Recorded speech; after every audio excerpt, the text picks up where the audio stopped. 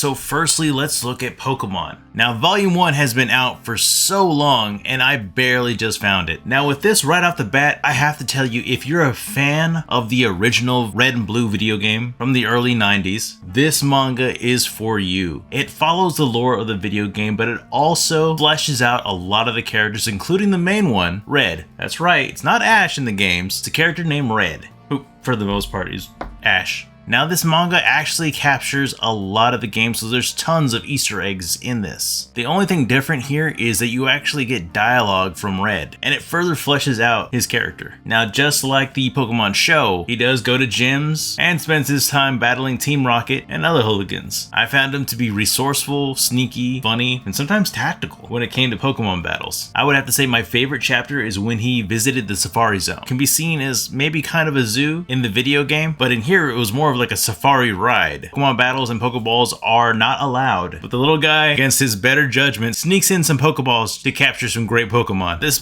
plan completely blows up in his face, leaving him stranded inside the Safari Zone with only his robot guide and a handful of empty Pokeballs. I won't tell you how this one ends, but the majority of this chapter is him being chased down by a Nidoking. Now, if you're a parent and you're wanting to share your love of Pokemon with your child by introducing him to this manga, I don't think it's too bad. As far as the anime goes, I would say the manga's a little bit more realistic. I won't say people or Pokemon are ended, but sometimes it does imply that. Outside of a little cartoon violence, I'd say it'd be fine. Now, the art is consistent and it's pretty nice, and it definitely makes you feel nostalgic for the old games. But in the end, I thought this was a great pick, and I will definitely be buying more. And this is a 600-page manga. If you get it on Right Stuff, I think you can find it for maybe around 13 bucks. So a lot of bang for your buck. Now, from the cover of Super Mario Mania, I didn't really expect a lot, especially since I only found one volume. I read through it and a lot of it didn't make sense. It seemed episodic, with bits of toilet humor and over-the-top antics. Now, this one has a lot of Easter eggs. Mario does pull a lot of costumes out in this series. You'll see him turn into Dr. Mario, don the cape, and also get his water sprayer from Super Mario Sunshine. But I really felt like a lot of content was missing, so it made it hard to finish this one. But doing some research, I found that if I read the first page a little closer, this was a greatest hits. But that's all there was in English. Japan actually has an entire series of this, and when I looked it up, a lot of it made more sense and it was actually enjoyable, and all the characters are a little over the top and not what you remember from a lot of the video games. Overall, I'm not gonna keep this one, I'm probably gonna drop it. However, if they do decide to actually print the whole series, I'll definitely be on board with that. The Legend of Zelda and the Twilight Princess manga completely took me by surprise. Now, this started off as a game from 2006. Now, I played this one, it was pretty good, but I wasn't able to finish it due to all the other titles that were coming out. And although I noticed that the manga followed the game pretty closely, there was something different. That's right, the manga reminds you that The Legend of Zelda is actually a dark fantasy. It shows people getting ended, and it shows other people getting body parts hacked off, and the art is top tier. Not only that, it also fleshes out Link's character. Now, I don't want to give too much about it because everything that I read, I absolutely enjoyed, and I think I might spoil something. But if you loved playing the Twilight Princess, or if it was just something you were interested in but never got the chance to, definitely check out this manga, as it respects the lore and the fans. And one of my favorite things about the video game was picking up a new weapon or learning a new skill. The way these things are written into the manga are written really well and definitely make you feel nostalgic. Overall, this is one of my favorites, not only in video game manga but also manga. Now, Kirby was a pretty popular game with me and my friends way back when, and when I first saw the Kirby manga, honestly I passed. The character I remember from the video game really didn't have any personality at all. I don't really remember any dialogue either, so I really didn't know what to expect. I will say that the cover was pretty, but that wasn't enough to get me to pick it up. It was actually due to Pokemon and several other video game manga that I decided to do a whole video on this, which got me to pick it up. I automatically thought this was for kids. It can be if you exclude some chapters, maybe, but right from the get-go, let's not beat around the bush. The man gets sauced heavily. That's right, Kirby's actually a menace to Dream World. In the video game, it shows him as the hero battling King Dedede, but in the manga, it's absolutely flipped. King Dedede just wants to throw parties